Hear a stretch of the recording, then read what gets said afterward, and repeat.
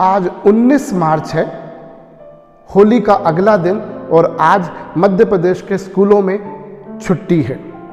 होली कल थी, कल तो छुट्टी थी ही सही, लेकिन आज भी छुट्टी है, जबकि कई सारे स्कूल्स में एग्ज़ाम चल रही हैं।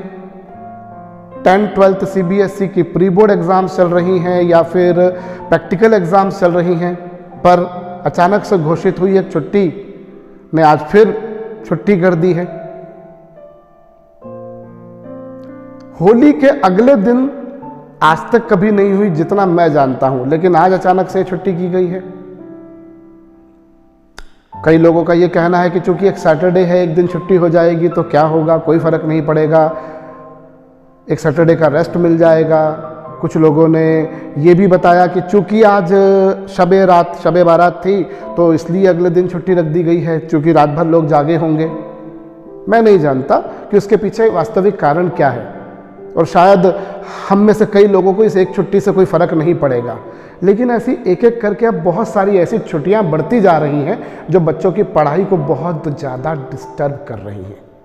पिछले 2 सालों में सबसे ज़्यादा बच्चों की पढ़ाई डिस्टर्ब हुई है। बच्चे बहुत कुछ भूल चुके हैं। ऑनलाइन क्लासेस दी गई हैं, बच्चों ने क्लासेस अटेंड भी करी हैं, पर फिर भी वो लिखना, वो बोलना, वो समझना, वो पढ़ना जो विद्यालय में आकर हो पाता है वो ऑनलाइन में नहीं हो पाता है, और वो बहुत सारे लॉसेस ऑलरेडी हो चुके हैं। उसके उपरांत भी आज फिर छुट्टी रख दी गई है। हम जब कुछ घटना घटित होती है, मैं पहले भी बोल चुका हूं, हम हमेशा स्कूलों को ही सबसे पहले बंद करते हैं। कोई शासकीय, प्रशासनिक, राजनीतिक, धार्मिक बड़ा सा आंदोलन होता है या बड़ा सा कार्यक्रम होता है तो स्कूलों की बसेस जाती हैं, उसमें भी स्कूलों की छुट्टियां होती हैं। नेचुरल सी बात है, बच्चे अगर बसेस से आ रहे हैं तो वो नहीं आ पाते। कुछ चीज़ें ऐसी हैं जो बहुत ज़रूरी होती हैं, वो बात भी सही है, वो पढ़ाई से ज़्यादा प्राथमिकता रखती हैं, ये बात भी सही है। लेकिन जब पिछले 2 सालों में काफ़ी सारी छुट्टियां हो चुकी हैं तो अब हमारे पास में समय है उन लॉसेस को कवर करने का, उन लॉसेस को किसी तरह से कंपनसेट करने का, और वो तब हो सकता है जब बच्चे विद्यालय नियमित रूप से आए, नियमित रूप से में उनको पढ़ाया जाए। पर बच्चे विद्यालय में आए, और जब कहीं और से ही बंद का आदेश आ जाएगा तो विद्यालय कुछ नहीं कर सकता। पिछले 2 सालों में विद्यालयों के लिए जितनी घृणा सोशल मीडिया पर लाई गई है, जितनी नफरत घोली गई है, वो शायद हर चीज के लिए स्कूल्स को ब्लेम करती है। कई मामलों में स्कूल्स दोषी हो सकते हैं, कुछ कम तर, कुछ ज़्यादातर, पर सब तो नहीं हो सकते। सारे विद्यालय दोषी होंगे ऐसा भी नहीं है, और कम से कम हम तो बिल्कुल भी नहीं है। हमने तो पिछले पूरे सालों में ऑनलाइन एजुकेशन दिए कि बिना किसी स्टूडेंट को उनका नाम हटाए, उसको लिंक ना भेजे, सबको लिंक भेजी, सबका नाम रखा, एक भी बच्चे का नाम नहीं हटाया। और जबकि आप पूरे कश्मीर से लेकर कन्याकुमारी तक पाएंगे, सरदाना इंटरनेशनल स्कूल एक ऐसा इकलौता स्कूल रहा जिसने अपने स्टूडेंट्स की तकरीबन 80% तक फीस रिड्यूस करी और मात्र 20% फीस ली। जो हमसे बन सकता था वो हमने करा। मैं एज ए स्कूल डायरेक्टर आपको ये नहीं बोल रहा हूँ, मैं ये बात बोल रहा हूँ एज ए टीचर, क्योंकि मैं आज 25 साल पढ़ाने के बाद भी पढ़ा रहा हूँ, और जब तक जीवित रहूँगा संभवतः तब तक पढ़ाता रहूँगा। ज़्यादा पढ़ाऊँ कम पढ़ाऊँ एक अलग बात, पर पढ़ाता रहूँगा। और मैंने इतने सालों में एक बात जानी है कि आप जब नियमितता रखते हैं, किसी चीज़ की कंसिस्टेंसी रखते हैं, कॉन्टिन्यूटी रखते हैं, तो चीज़ें होती हैं। मैं हमेशा मेरे कोचिंग में भी बच्चों को बोलता था कि अगर मैं तुम्हें 30 दिन का महीना होता, मैं 26 दिन भी बुलाऊंगा तब भी तुम मुझे उतनी ही फीस दोगे, और मैं 30 दिन पढ़ाऊंगा तब भी तुम मुझे उतनी ही फीस दोगे। लेकिन मैं 26 दिन की जगह 30 दिन पूरी क्लास क्यों रखता हूँ, क्यों 7 डेज क्लास रखता हूँ, पूरे महीने भर क्लास क्यों रखता हूँ, पूरे साल भर क्लास क्यों रखता हूँ? क्योंकि इससे मेरा रिजल्ट बढ़ता है, मेरे रिजल्ट में इंक्रीमेंट आता है। और सरदाना का रिजल्ट आप सबके सामने है, सिलेक्शन रेशो क्या है और बोर्ड एग्जामिनेशन में स्टूडेंट्स कैसा रैंक लगा रहे हैं, कितना % बना रहे हैं, आपके सामने है। मैं अभी आप लोगों के सामने इसलिए आया हूं ताकि मैं आप पेरेंट्स को ये बोलूं कि आप पेरेंट्स, आपने सोशल मीडिया पे बहुत सारी पोस्ट स्कूल के लिए देखी होंगी, पढ़ी होंगी, लिखी होंगी, लेकिन अब कृपया करके आप लोग स्कूलों की छुट्टियां कम हो इसके लिए भी कुछ पोस्ट लिखिए।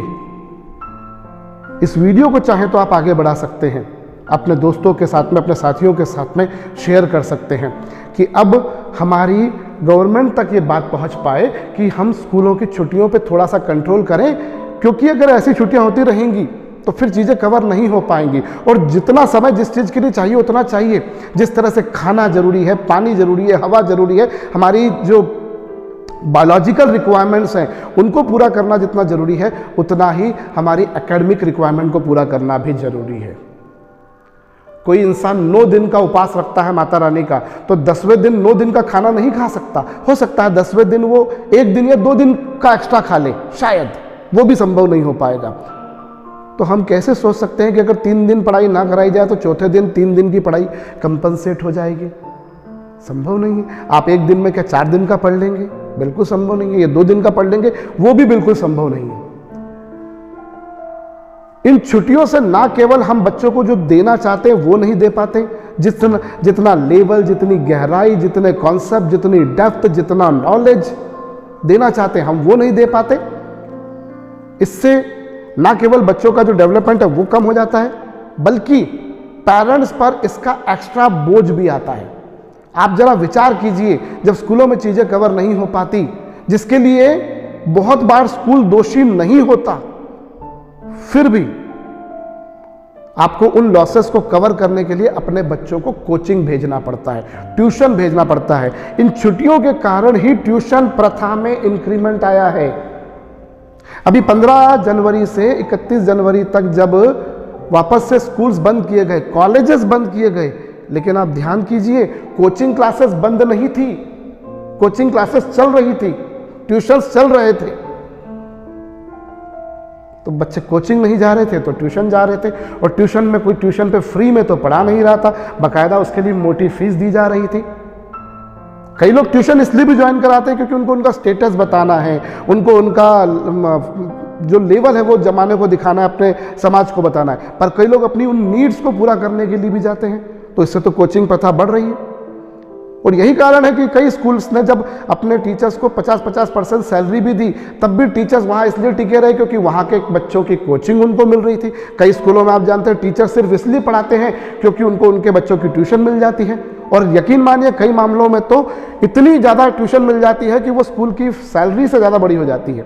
और उस चक्कर में फिर जब ट्यूशन की प्रथा जब वहाँ शुरू हो जाती है तो फिर बच्चों के साथ में पार्शियलिटी भी शुरू हो जाती है। फिर जो पढ़ा रहा है बच्चा, जो ट्यूशन पढ़ रहा है मैडम के पास, उसके साथ में मैडम फेवर करेंगे, जो नहीं पढ़ा रहा उसके साथ में फेवर नहीं करेंगे। ये तो कॉमन सी बात है।